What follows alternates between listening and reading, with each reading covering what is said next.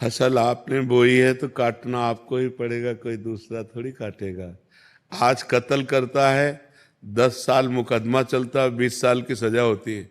कानून व्यवस्था है। ऐसे ही हमारी भागवतिक कानून व्यवस्था है। भीष्म जी सरसैया पे पड़े हुए हैं और भगवान से कहते हैं कि मैं 70 जन्म तक देख रहा हूं अपनी दिव्य दृष्टि से, मैंने ऐसा कोई पाप नहीं किया जो मुझे ये दंड मिले कि 6 महीना बाणों की सैया पर। तो भगवान ने कहा 100 के ऊपर चलो। एक बार आप राजा थे और एक सांप को उठा करके बबूल के पेड़ में बड़े बड़े कांटों में ऐसे डाल दिया और वो 6 दिन तक तड़प तड़प करके मरा। उसी का परिणाम आपको 6 महीने बाणों की सैया में। तो एक बार किसी एक आदमी का कत्ल किया तो उसको 50,000 जुर्माना या 1 लाख जुर्माना और आजीवन सजा, क्या दंड मिलते हैं? नहीं मिलते। तो हमारे तो न जाने कितने पाप हैं। अब कौन ऐसा शरीरधारी है जो झूठ नहीं बोल रहा? कौन ऐसा शरीरधारी जिससे पाप नहीं हो रहा? ये तो बात कह देना कि हमसे तो कोई गलती ही नहीं हुई, हमसे तो कोई पाप ही नहीं हुआ, ये बिल्कुल हम अविवेकपूर्ण मानते हैं। नहीं, ऐसा नहीं है। हम सबसे गलतियां होती हैं और उसी भगवान के दरबार में अन्याय नहीं है, क्योंकि वहां किसी के गवाही की जरूरत नहीं है। वो सर्वव्यापी परमात्मा आपके हृदय में ही बैठा हुआ है। मत्ता परतरम नान्यत किंचिदस्ति धनंजय, मेरे सिवा और कुछ है ही नहीं, तो उसको गवाही की क्या जरूरत है? वो देख रहा है। तो हमको बहुत धैर्यपूर्वक चलना है। देखो, हम कई बार बता चुके हैं कि हमारे शरीर की रचना 2 कर्म से हुई है, पाप और पुण्य। दोनों के मिश्रण से मनुष्य शरीर बनता है। केवल पाप से यातना देह का निर्माण होता है जो नरक में मिलता है। केवल पुण्य से देव देह का निर्माण होता है जो स्वर्गलोक, मारलोक, जनोलोक, तपलोक, सत्यलोक आदि में। लेकिन मनुष्य लोक में दोनों मिश्रित होते हैं, पाप और पुण्य। तो जिस अवस्था में जो हमें दुख मिलना है वो कर्म हमारे ऊपर लागू हो जाएगा। अगर पुण्य कर्म लागू है तो हमें सुखद अनुकूलता प्रशंसा मिलेगी। अगर पाप कर्म लागू है तो दुख, प्रतिकूलता, निंदा मिलेगी। वो हमारी वैसी बुद्धि हो जाएगी, जैसी हो भवतव्यता तैसी बने सहाय, आप ना आवे ताहि पे ताहि तहां ले जाए। अचानक आपसे ऐसी क्रिया बन जाएगी कि आपकी निंदा होगी, आपकी अवहेलना होगी। अचानक आपसे ऐसी क्रिया बन गई, दांव लग गया कि आपकी प्रशंसा होगी, आपकी जय जय हो जाएगी। वो पूर्व कर्मों का विधान चल रहा है। तो फिर मनुष्य जन्म में महानता क्या है? अब नवीन हमसे पाप ना होने पावे।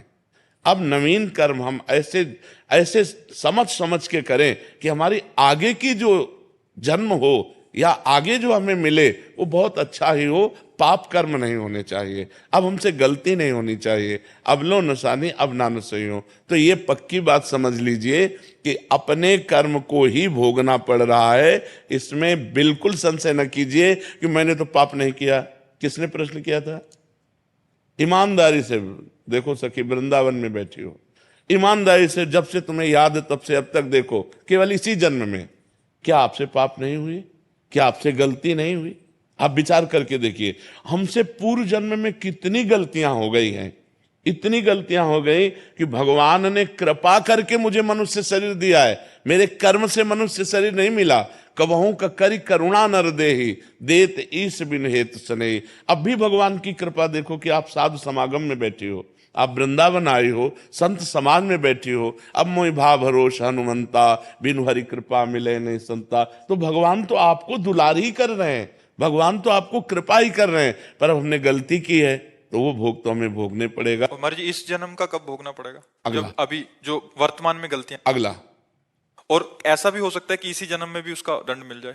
भयानक अपराध, भयानक अपराध। जैसे आप संत द्रोह कर दो, संत निंदा कर दो, किसी संत को मार पीट दो, फिर आपको भयंकर, आपको कष्ट। साधु अवज्ञा तुरंत भवानी, भक्तन निंदा अति बुरी भूल करे, जिनको के सुकृत बहुजन्म के छिन्न मिदाय को। तुरंत अकाल मृत्यु का विधान बन जाएगा, तुरंत अकाल मृत्यु का विधान बन जाएगा, तुरंत भयंकर कष्ट देने वाला योग लग जाएगा। पर ये भागवतिक विधान है। भागवतिक विधान है।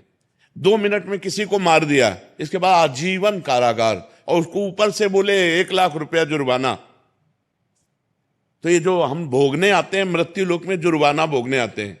मूल सजा तो नरक में मिलती है, ये जुर्माना यहां होता है, उसको भोगना होता है। तो जो हमें भोगने को मिला उसे मिल, आगे हम कोई पाप कर्म नहीं करेंगे। आगे हम अच्छा भजन करेंगे तो हमें अच्छा मिलेगा। महाराज जी, लोग कहते हैं नरक तो किसने देखा है? अब कह दो कि किसने देखा, जब चोरी करोगे और जब तुम्हारे डंडा चलेंगे और जब जेल जाओगे तो अपने आप जान जाओगे कि जेल किसे कहते हैं। बोले किसने देखा है जेल? तो तस्मात् शास्त्रम प्रमाणम ते कार्याकार्यो व्यवस्थित हो, शास्त्र जो कह रहे हैं वो सत्य है, वो असत्य नहीं है। अब हम बहुत छोटे हैं, कूप मंडूक हैं, जैसे कुआं का मेढक है ना, एक समुद्र का मेढक गया तो कुआं के मेढक ने कहा कहां से आए? बोले समुद्र से। बोले तुम्हारा समुद्र कितना बड़ा है? इधर से इधर उछला कुआं का मेढक। बोले इतना बड़ा है? बोले नहीं। बोले इतना बड़ा है? बोले नहीं। बोले जिंदगी भर तू उछलता रहे तो भी तू समुद्र की था नहीं पा सकता।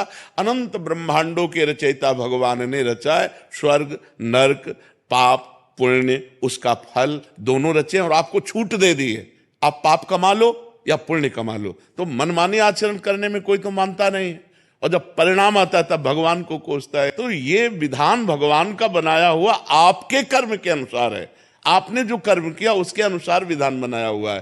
को न काहू के सुख दुख कर दाता, निज कृत कर्म भोग सुन भ्राता। इसीलिए जो धर्मात्मा पुरुष होते हैं, शास्त्र को जानने वाले होते हैं, एक भी कदम गलत नहीं रखते। भाई मैं नहीं पाप कर्म नहीं करूंगा, तो मुझे मार डालो पाप कर्म नहीं करूंगा, चाहे जितना कष्ट दो मैं अधर्म नहीं करूं, क्योंकि जानते हैं कि अधर्म जो है ब्याज के ऊपर ब्याज लग करके ऐसा फलीभूत होगा कि हमारे पुरखा पानी पा जाएंगे भोगते भोगते।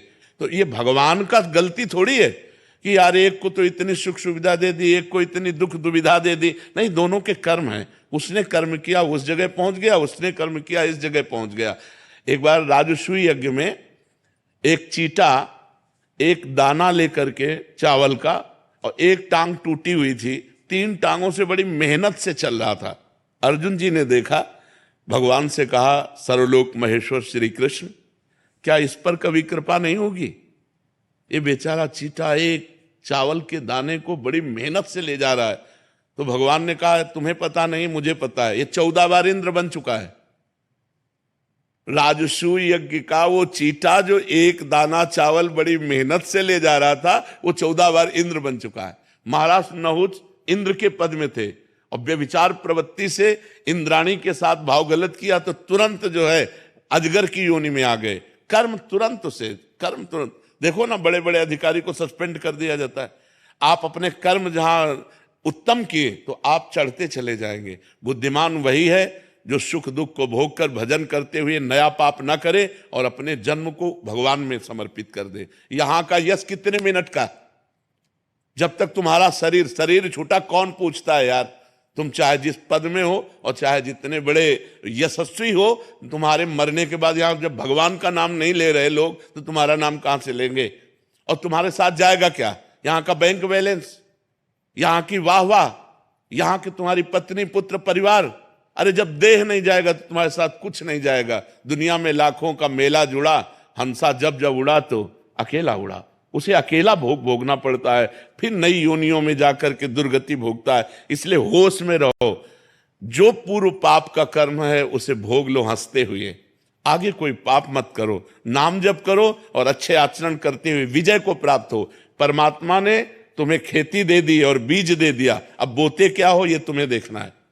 खेती दे दी भारत भूमि में मनुष्य शरीर, बीज दे दिया तुम्हारी बुद्धि। पाप कर्म बोते हो या पुण्य कर्म बोते हो? अब बम्बुल बोओगे, दाग छुआरा खाना चाहोगे तो बेकूफी होगी। गन्ना बोओगे तो गन्ना मिलेगा, बम्बुल बोओगे तो बम्बुल मिलेगा। अवश्य में भोक्तव्यम कृतम कर्म शुभाशुभम।